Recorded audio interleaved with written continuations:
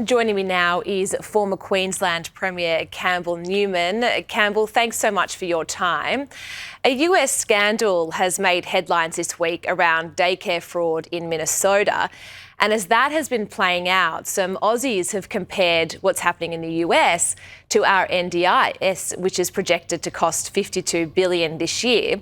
Now, this particular article in today's news looks at Lakemba in Western Sydney, where there are over 1,300 NDIS businesses listed, which works out roughly to one business for every 13 residents in the area. Can you tell us about this? Well, Jaimee, thanks for having me. And when the NDIS was first being launched, it was meant to cost $13 billion a year, and as you just said, we're now seeing the costs go to $52.5 billion this financial year. It is out of control. When I was Premier, I warned that we were headlong, we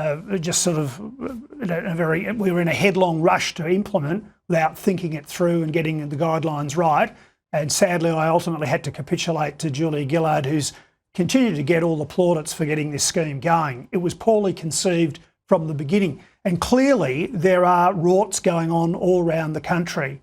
And that's terrible because there are many deserving people and families who need support, and that's where the money should go. But clearly, there are all sorts of shonky rorts and activities going on, and we really do need to see them clamped down. And just those stats for just a particular part of Sydney, well, you can only conclude that there is something really that has to be looked at in that part of our country. And surely we're at the point now where the entire program really should have an overhaul, or at least looked into and do things differently.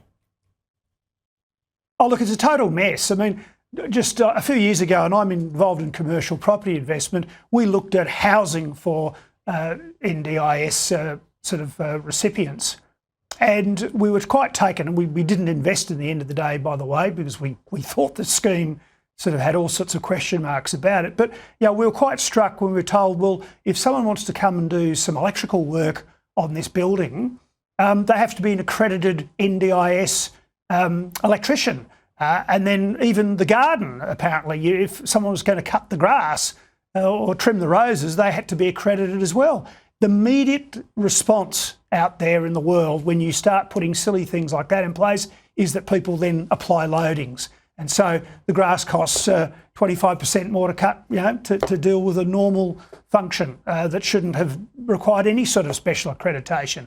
I'd completely reject that. So it's at that micro level the costs build up, and then we get into the areas of just outright rorting, which we sadly know is going on. Yeah, it's certainly a mess. Let's head to China now, where their Ministry of Commerce announced that it would introduce new quotas for beef shipments, and they plan to impose a 55% tax on imports that exceed that level. How much of an impact is this going to have on Australian beef exports? Well, the first thing I should say is it doesn't seem, from my reading of the various reporting on this, to be the case where Australia's been singled out as we were back about 5 or 6 years ago. So that's in some ways reassuring. It sort of seems to be a policy decision just by the Chinese government that will affect all beef exporters into China. But clearly it's got people in the beef industry and the cattle industry in Australia quite concerned.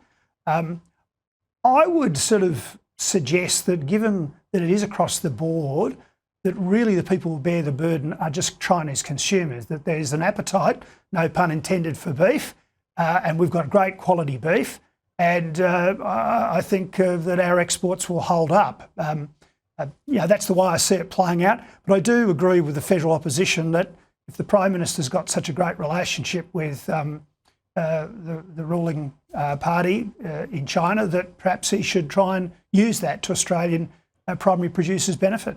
Yeah, I was actually going to say that exact thing to you, Campbell, and some of the other countries that are implicated: Brazil, Argentina, Uruguay, the US, New Zealand. So we're certainly not being singled out here. But I couldn't help but feel, though, Campbell, when I was watching him in a press conference, Albanese, I almost felt as though he was trying to shift a bit of blame away from his government. But let's head to Queensland now, and Disaster Recovery Minister Anne Ley has come under fire for booking a month of annual leave during the peak of Queensland's severe weather season for the second year in a row. Now, I have no problem with ministers taking holidays. Of course, they deserve to have a break. According to her office, she has cancelled those plans. But surely, when your role is disaster recovery, you don't book it during the peak period for floods in the state. What do you think?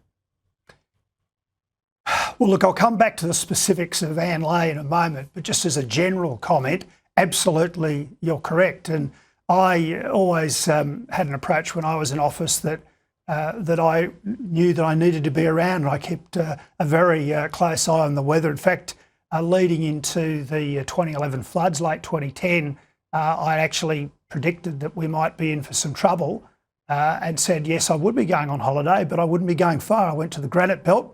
And I was able to come back quite quickly before the flood hit Brisbane.